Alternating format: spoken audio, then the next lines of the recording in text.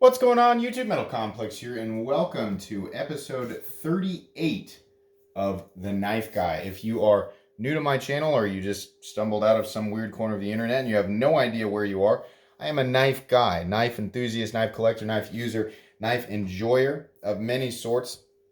Many of you guys watching this right now are knife guys and gals, and you came to be that way down your own unique path. But some of these experiences that we share, could be seen as paths crossing, right? There's a lot of stuff that we all experience as we go down these paths, and that's what this show is all about. I like to lay out a whole bunch of knives that are either mine or some of my generous viewers that were sent to me for review, and I like to pick them up and flip them and talk about these shared experiences and just give you guys something to lay back and enjoy.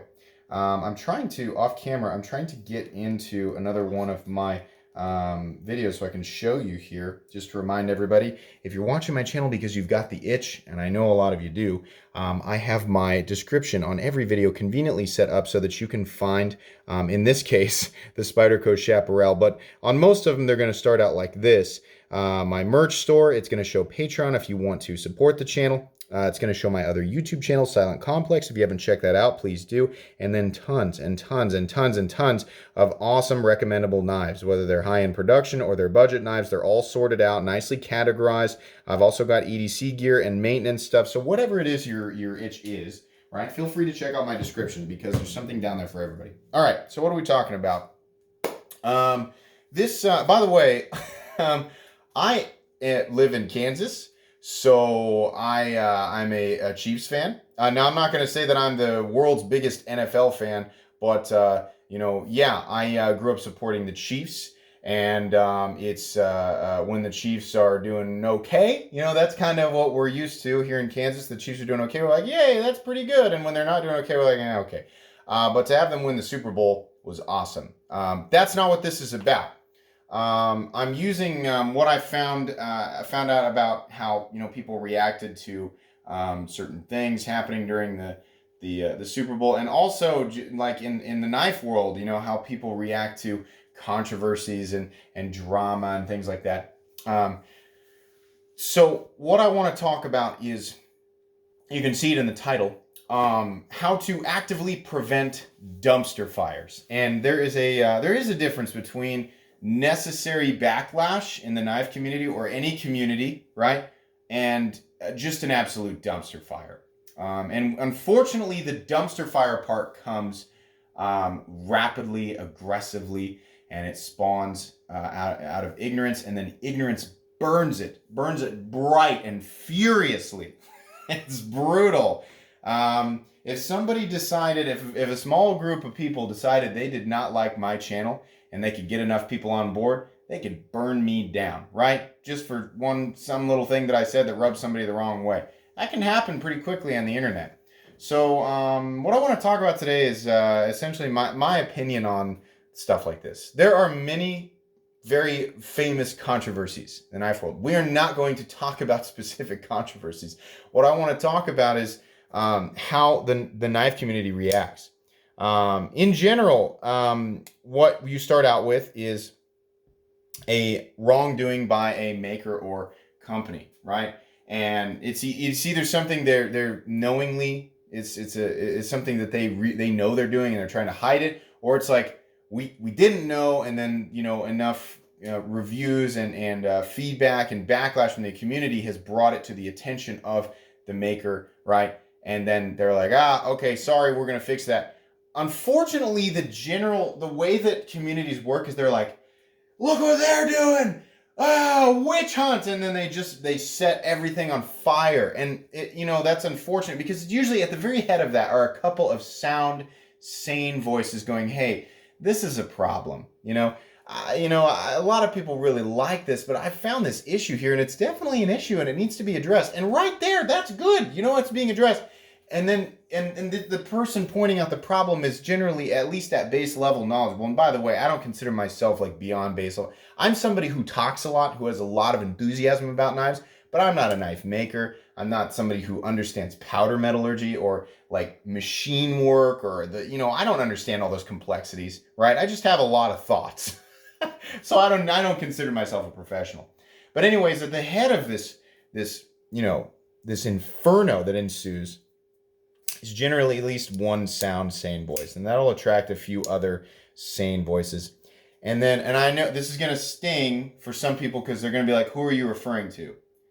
But there is an inevitable tidal wave of less informed and ignorant people who want to jump on just to watch the burning building, right? That's what they want, right? Or they feel like if they jump in, they get to experience, and I've seen that. You can see it in the comments section of videos sometimes. People jump in because for that one moment amidst that specific part of that comment section, they get to join in and feel like they too notice this flaw, and are, I guess, should also be held in, this virtuous light, thank goodness for these virtuous people.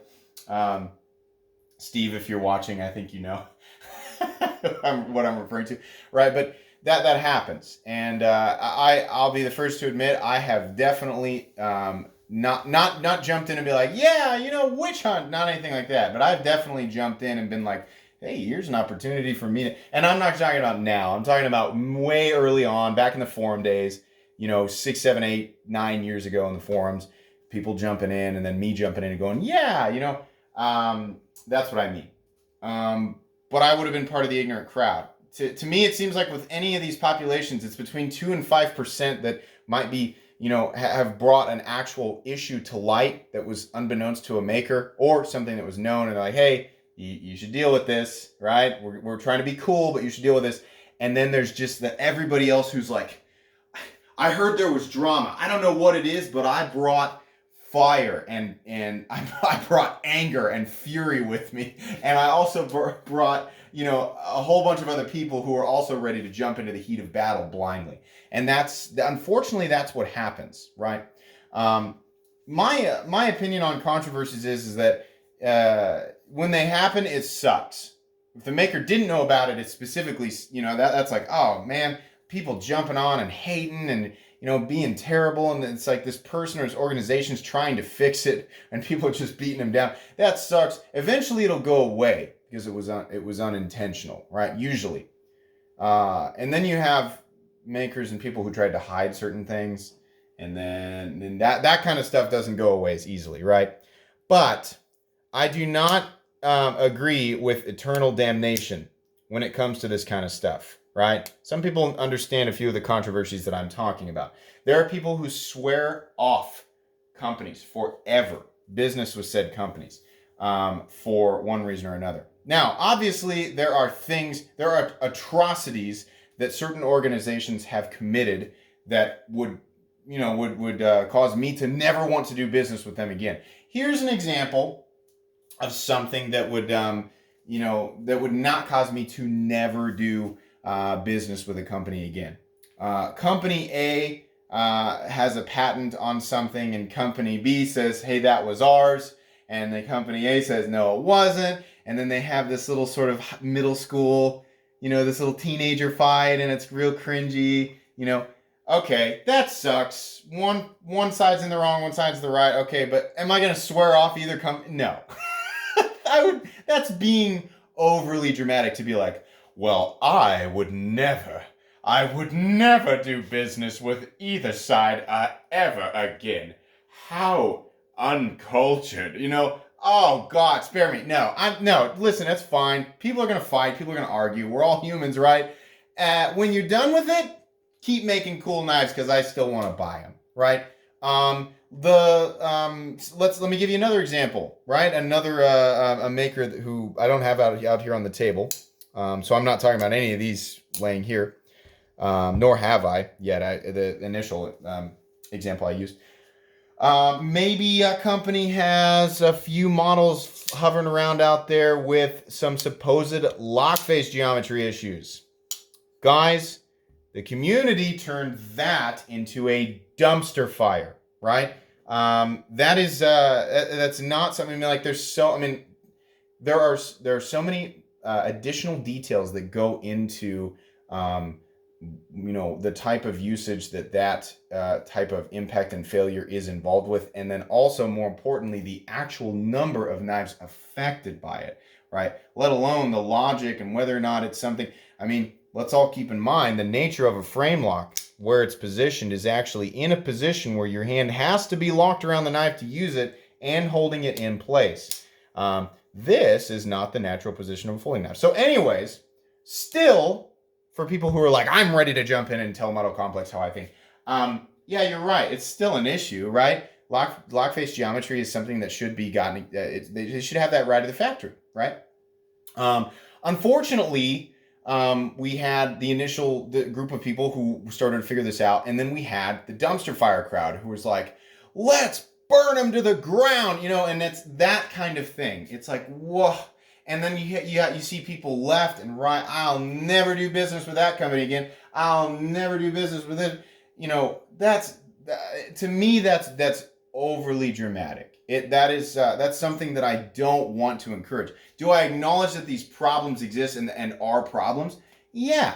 Are they as big as people make them out to be? No. Should we damn these companies or individuals for this? No. Even the ones who kind of we've had a couple of people did some shady things and then were found out, right? It's circumstantial, right? But I don't know. I don't know of too many of the popular makers. I'm sure there's some. There were some people who made 8 or 9 knives in their garage and then scammed some people. Okay, obviously, yeah, don't work with them, right? But some of these long-time makers, who were found out and then punished, for their misdeeds severely by the community. Those are the types of people that I will not swear off. And you know what? I'm not going to tell you guys that you shouldn't swear off those people, right? Your business is your business to give to whomever you want, right? I think that's perfectly fair. So whatever you take from this, just understand that I'm not suggesting that anybody who swears off business with one company or another is unintelligent. And I know I probably should have put this in earlier, because I know there's always a handful of people who drop off at 6 minutes and then they go ahead and leave their comment and they didn't watch the whole video. That's fine, but this is the information that I want to give that's critical to this. If you do have certain organizations, companies, groups that you have sworn off, that's okay, right? Because your individual experience with them might have been one that, caused such turmoil and got you so frustrated that you just don't want to work with them anymore. Same goes with retailers and stuff, right?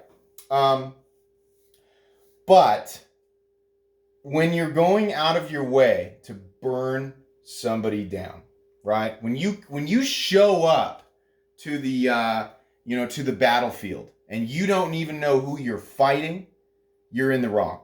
If you show up with your torch and your pitchfork, right? And you're like, so who made us mad? You are wrong. Period. I'm not trying to drag Slicey Dicey into this with me, but I watched his video about stuff that will get you banned from his channel.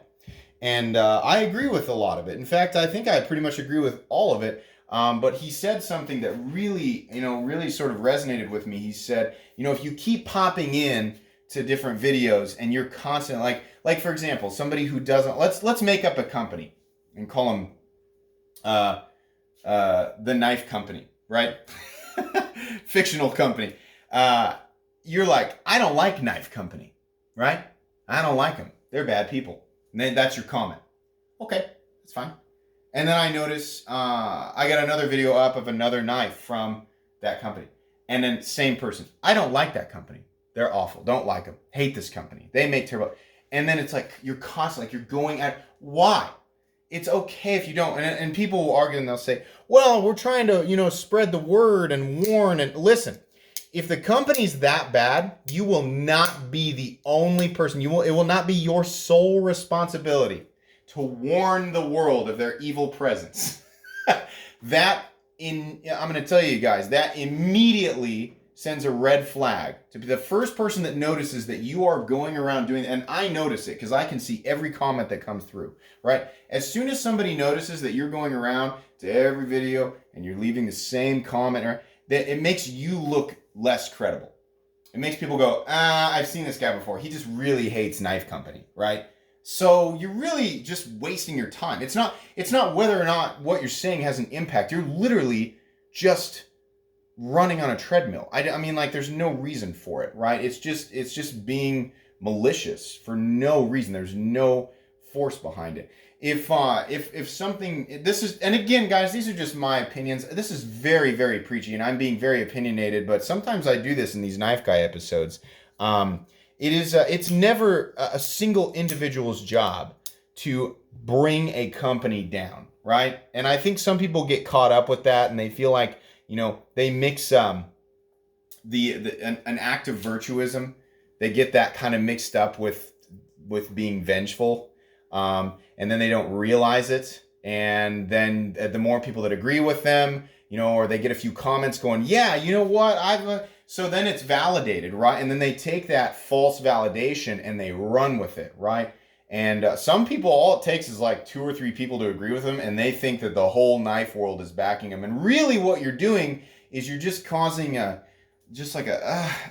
this entity in my comment section that's just going out of their way, and just like frustrating people. And truthfully, here's the end result of it. When I see it, I'm like, okay, pass. And sometimes I'll interact with people and I'll move on. But the problem that it really causes for me and for other people is you end up, the first person who opposes the thought or is not wanting to jump on board and join your crusade to destroy this company, then you stop on that person, you get fixated on it and you just argue. And then there's that, I just end up with that book of people going back and forth. And then it's no longer about right and wrong. It's about the egos, right? It's about person A's ego and their feelings on Knife Company and person B's ego who was defending and got caught up in the Tasmanian devil tornado. It turns into a dumpster fire. So, I mean, and again, I'm not exempt from, I'm not saying like I am so virtuous that I stand on the boundary, I stand on the border of this. I'm so all-knowing, and so intelligent that I would never get, no, I've definitely been there. Listen, I've jumped in to meaningless arguments on my own channel. But it's like when, in hindsight, we all step back. Fortunately, we don't have to answer for these, these shameful internet arguments, right? There's nobody to answer to except for yourself. So when I step back and I go, man, I probably shouldn't have, done that.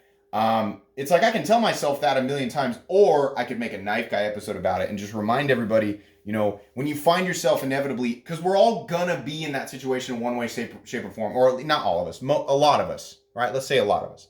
You find yourself in that situation, I think it's a good idea to step back and go, am I adding to the dumpster fire? It's not your responsibility to stop it. I don't think it can be stopped, right?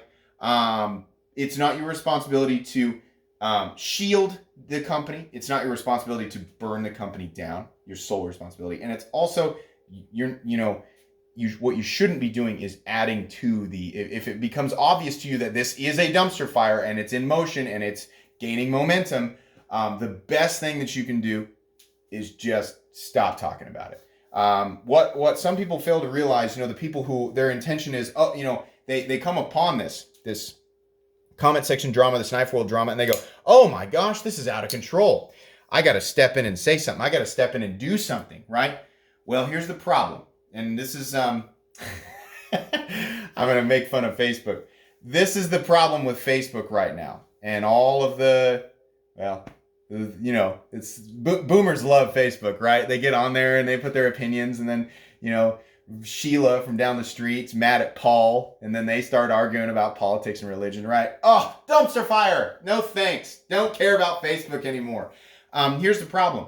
The dumpster fire stays alive if there is continuous resistance, right? If there's somebody speaks up and goes, this is wrong, and here's why, and here comes all of my own personal opinions on the matter, and now all of a sudden I'm actually adding to the dumpster fire, right? You're keeping the focus on it. Just by standing in the way, right, it becomes, the fire burns more aggressively and it pulls more people in, right? It's the same thing, and a lot of people don't know this.